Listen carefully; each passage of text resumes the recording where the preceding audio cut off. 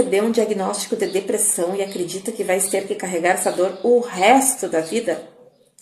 Eu estou aqui para te contar duas boas notícias.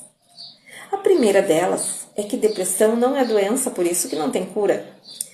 É excesso de depressão e tem como resolver. A segunda é que a psicologia é voltada para o autoconhecimento.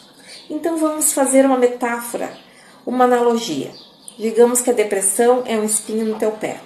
Aí tu vai ao psicólogo e ele vai te perguntar: como tu está se sentindo? Isso vai resolver o teu problema? Vai tirar a tua dor? Eu acredito que não.